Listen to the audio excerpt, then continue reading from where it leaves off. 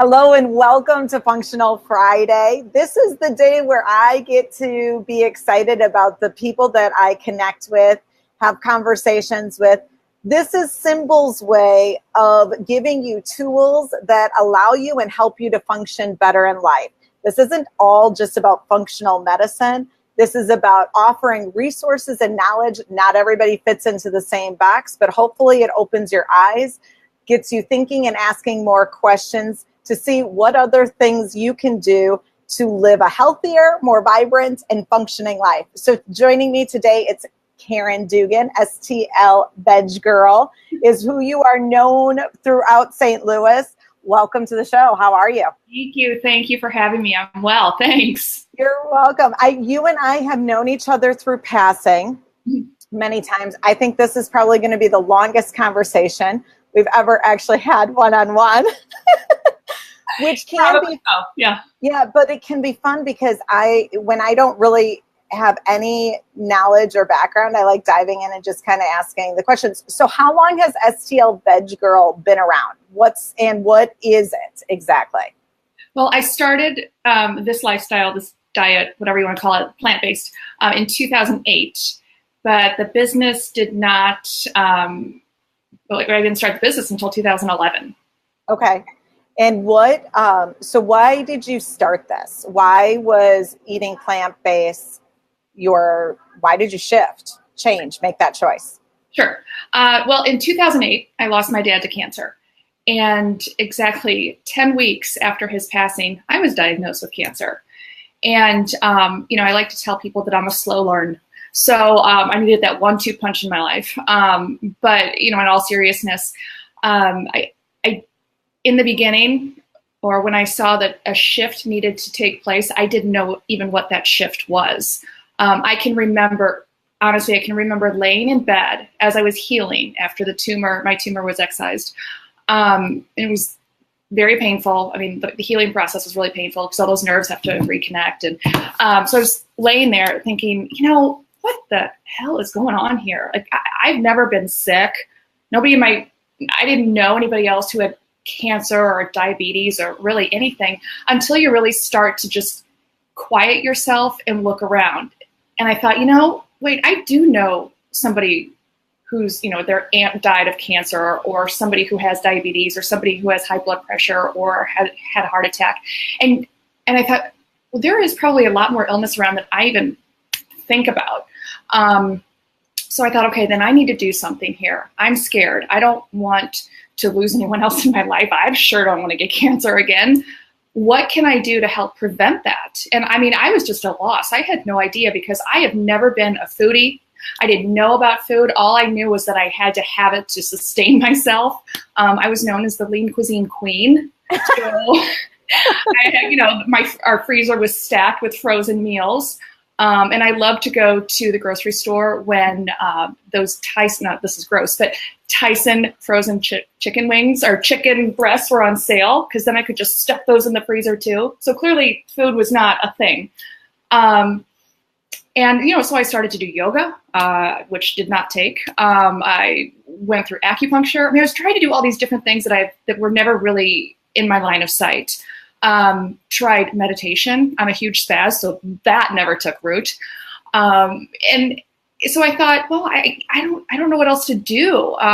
So I did what a lot of people do, and I went to Dr. Google, and I started putting in cancer prevention, chronic illness, immune boosting, just these keywords, thinking, what's going to come up, right? And the results that generated from that each and every time included a vegan diet. And I thought, no. There's got to be another way. What am I going to do without my chicken breasts? I don't know how to cook. So I did that for probably a couple of months. I kept looking for the research paper that said, come on, plants aren't going to cure you. If pills cure you, medicines help you. So finally, after months of this, I thought, oh, fine, I'll try it. Just in effort just to check off a box, I'll do it. And I got rid of everything in our kitchen that had any animal byproducts in it. Got rid of all the meats and cheeses and all that kind of stuff. the boxes that had any kind of animal products, and went to the grocery store. And I went to the produce section, which I never spent any time in, and just put things in my cart. Didn't even know what I was doing, Becky, just threw things in my cart. And then I remember I went down the aisle that has the beans in it because somebody was talking about fiber. Fiber is supposed to be good for you. All right, fine, fiber. So put beans in my cart, canned tomatoes, just kind of those things. And then I went over to the bakery. And we used to get the bread, not the white bread. Well, a long time ago, the white bread. But I had graduated to the brown bread. And, which we know is just really just color. Much healthier for you. So much healthier. The bunk. So, I was reading up on this, and I called it the hippie loaf, right? So the bread that weighs like 5 pounds. This thing could be a doorstop. So I heaved that into my basket, and I got home, and I put everything out like on our kitchen island, and I thought, well, shoot, I don't know what to do with any of this stuff. Nothing has any labels on it other than, beans, tomatoes, canned tomato, whatever. Nothing. I didn't know how to cook anything, and I really didn't want to learn how to cook anything. I was busy rehabbing our house. I had a full-time job. Like, I didn't have any time for this. So I went back to Google, and it was like vegan 101 recipes. Like, that's how I started. And I will tell you, I sucked. I was horrible at it. Ask my husband. We were rehabbing a house that we were also living in, and which is crazy in its own right. But so I would wake up in the morning, go to the gym, go to work all day, come home, and we would rehab this house for several hours. And then we would eat dinner like 10:30 at night. And so it was in that time I had to figure out what I was going to kind of put together. Mm-hmm. And one night I was giving Tim, my husband, this plate of something. And he looked at me, and the stress levels are high. My dad was still kind of newly gone, right? And I was trying to still heal, and we had this house that needed our attention and jobs, and it was crazy. And I was giving him this plate of dinner food, something, mush. And he looks up at me, and with those, just these big eyes, and he said, "Caryn," and I said, and I was just like, what are you going to say? Don't say it. I don't know what you're going to say, but don't say it. I'm super stressed. And he goes, I love you. And I know that there's a lot going on here, but this food is going to kill us both. And I thought, oh my God. I said, I know this is horrible. I don't know what to do. I don't have time. I don't have resources. I kind of don't care, but I'm really, really, really scared of getting sick again. And all the research says that this is what we need to do. So here I am. So I understand what people are going through. I understand when you don't have time, when you don't have the resources, when you kind of don't care, Like, I'm going to interrupt you for just a second. Because one of the things that I think is a misconception is you see a lot of vegans. Can you hear me? Mm-hmm. Okay. You hear a lot of vegans out there, but what they're eating is processed everything as long as it doesn't have an animal product in it. Right. So what is the difference between because you're hearing this is a new term that's starting to pop up, plant-based versus vegan? Shortly, I think I like to say that plant-based, which I identify as, is like healthy vegan, if you will. So I say healthy vegan diet. So we're not really talking about the lifestyle, the vegan lifestyle. That's right. A whole different animal, right? If you will. No pun intended there. But no, I like to say healthy vegan because the research supporting a whole food plant-based diet, if you will, shows, the health benefits are astounding. So that's what I sway towards, and that's what I practice, I should say. So we're talking about whole food ingredients, mm-hmm. Vegetable forward, beans, legumes, that kind of thing. Right. So like none of the, let's start calling out a few things. Like I used to actually, no earth balance, buttery spreads, and not a whole lot of refined sugar, those kind of things, because people ask me about butter and I say, well, yeah.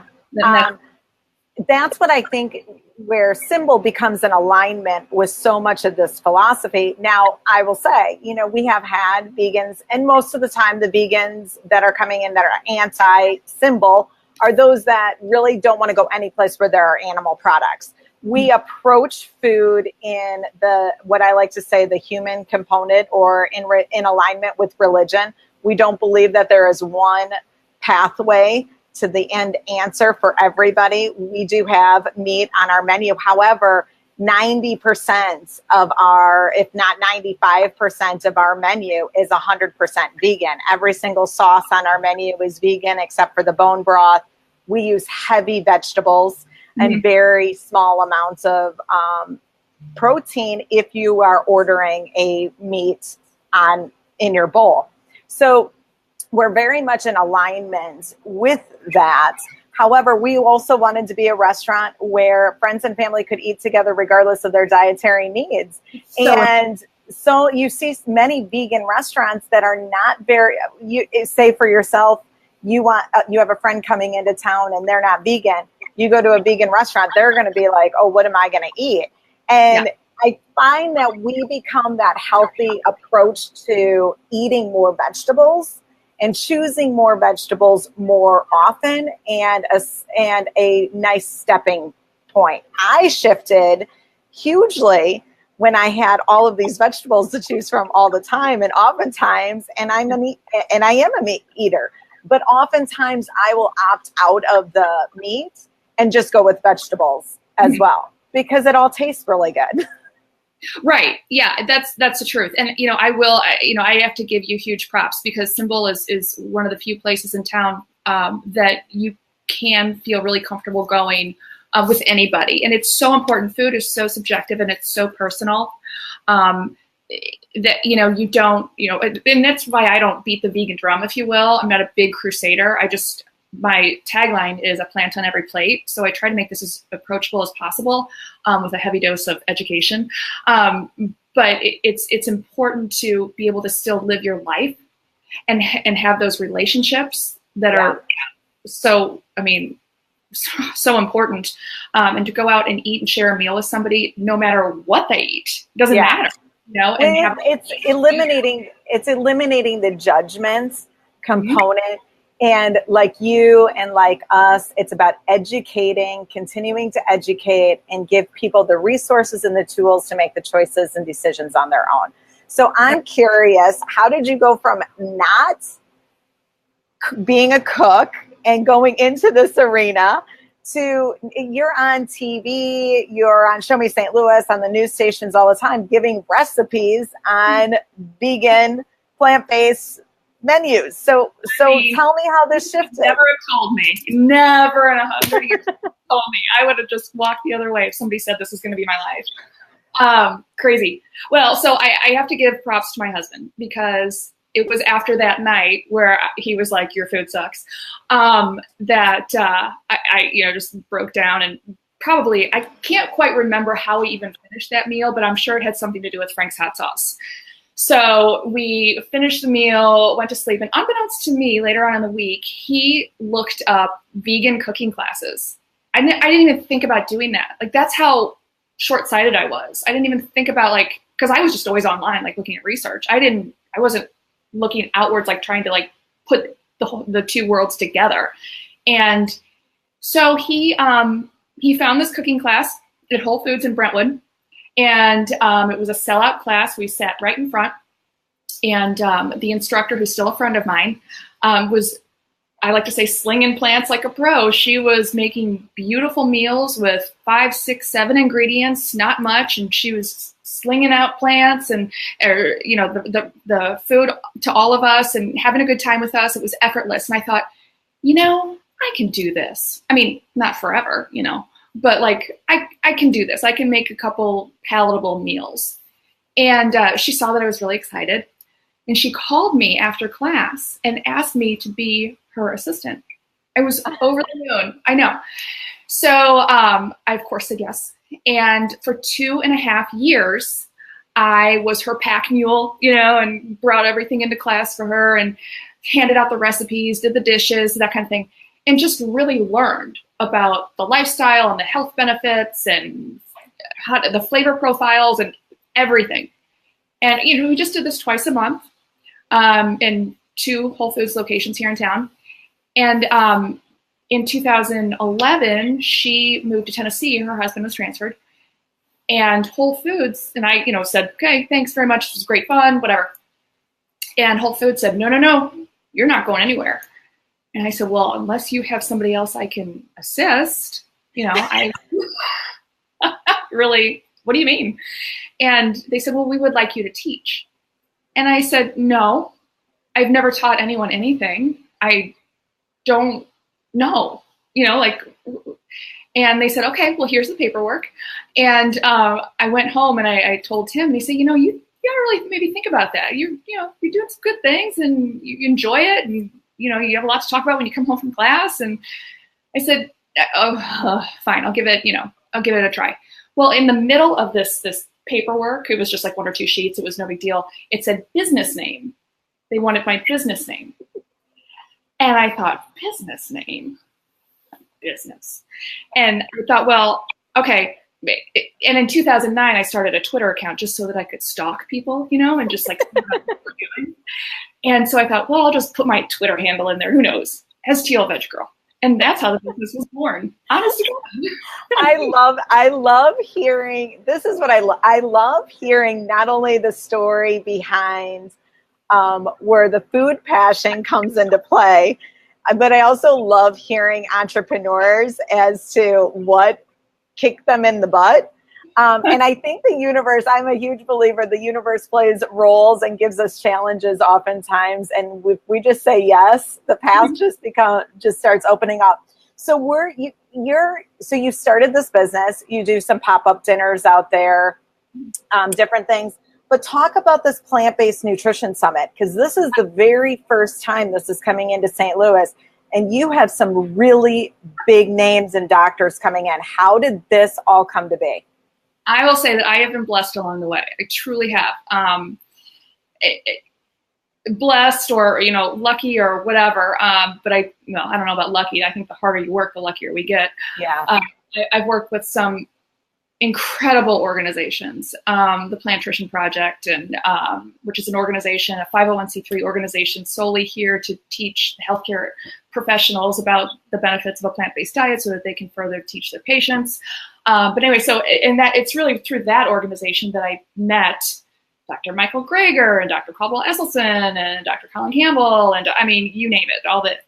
And so I've kind of been in that global space for a while, but then also, I love being STLVegGirl and teaching our community about the health benefits of a plant-based diet. So I thought, after doing this for so many years, holding my own classes and events and things like that, I thought, I'm just going to see if these plant-based pioneers can come to St. Louis and tell our community, show our community, educate our community on exactly what I and now other people have been doing for quite some time.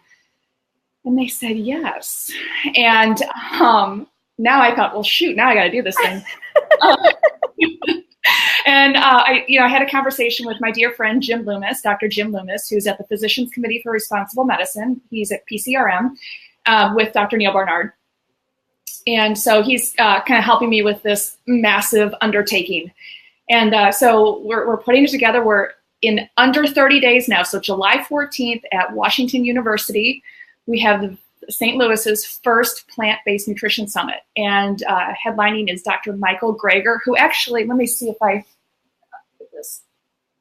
If you've seen this book, How Not to Die, he has a correlating cookbook also. We're selling his books, or WashU's selling the books. So he's going to be there. Dr. Caldwell Esselstyn, who, I thought I knew where those were, wrote the book Prevent and Reverse. Can you lift that up? Yeah, perfect. The other one up a little bit more. That's perfect. And then What was the other one that you had showed? Oh, sorry. That's okay. Perfect. Okay. And actually, Dr. Caldwell Esselstyn's book, Prevent and Reverse Heart Disease, was the first one that I ever bought, even though my story is cancer. It's a fantastic book. So what's so important about this summit is you will learn from the experts themselves, the researchers themselves. If you have type 2 diabetes, if you are pre-diabetic, if you have a kiddo who is in the 99th percentile of weight, but not height, if you have asthma, if you have heart disease, if you have high blood pressure, if you have whatever, all these chronic illnesses that are so common now, unfortunately so common, they don't need to be. And Becky, you know just as well as I do. I mean, these by and large are foodborne illnesses. So I have personally been on an immersion team for several years now where we help people turn around chronic illnesses, begin to turn around chronic illnesses within the course of 6 days. So even if you're on a fistful of pills every day and you've been shooting insulin in you for years and years and years, type 2 diabetes, you can reverse that. Chances are very good that you can reverse that quicker than you ever could with your pills, and a lot safer too. Broccoli doesn't have a whole lot of side effects. Pills are, you know, you start taking a statin, right? And then you have side effects. So then you take a pill for those side effects. And then the side effect pill has side effects. And so all of a sudden you're taking a fistful, as I said, a fistful of pills every day, and you're gaining weight and you're depressed and, you know, whatever. You have all these, it's just a horrible way to live. So if you don't need to, then don't. But I understand that people don't have the resources, and that's why I'm bringing this to town. I want people to have the education and know that the resources are here.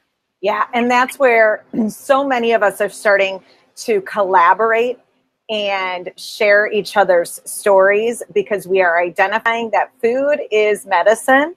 And by just taking some baby steps, I'm an advocate of, if something seems over challenging, don't look at it as being forever. Take it for 1 week. Make a major change, major shift and commitment for 1 week. And when we're talking about food, when we're just talking about food, I can tell you from my own personal experience, you eliminate gluten, you eliminate processed sugars, and you commit to 100% whole food eating for 1 week, you will see shifts. You will feel completely different. And it is oftentimes those baby steps, especially for somebody who doesn't have an illness already. This isn't a life or death situation. They're trying to make shifts and changes. So how do you make shifts and changes before the disease starts hitting in? And these are the tools we're starting to offer. Right. So tell us a little bit about, you shared the 2 doctors. What can somebody expect on this 1-day summit with these doctors and you being a part of educating? People will walk away with the knowledge and the tools ready to make the change that they probably should be making. They won't be so confused. They'll have the science, they'll have the knowledge, and then, you know, I'm happy to share all the resources that I can in St. Louis. You know, so you go to Symbol and eat, and go to, you know, we have some fantastic sponsors as well. We have Frida's, and, you know, everybody knows, you know, Seeds and these other places around town to eat. If you want to go out and eat, there's classes. There's so many plant-based educators now in St. Louis, which is fantastic. And also I do want to say that you don't need to go to I like Whole Foods. I love Whole Foods, but you don't need to spend a lot of money on this way of eating. It's a pauper's diet. I mean, it's beans and rice and greens. I mean, you can go to the corner grocery store or Walmart or Aldi's or wherever and have a very full and beautiful plant-based diet and make awesome recipes. But so you don't need to spend a whole lot of money on this at all. Those are the tools that you're going to walk away with. So incredible education. It'll be incredibly inspiring, and you'll have the tools to begin to heal yourself. And that's what we are advocates of, are empowering people to take the steps to make the shifts and the changes themselves. Don't keep looking for the outside resource or outside answer in regards to, it's not always going to be a pill that's going to be, yes, it might give you a temporary fix, but it is not fixing you. It's bringing in these professionals and these doctors, connecting you, the listener, to the resources that not many doctors are even that what I heard about, we hear about it all the time. In the medical field, they are only required to have 2 hours of food education to become a doctor. At Symbol, we have been doing more and more, pulling in more and more doctors and saying, just make food part of your protocol.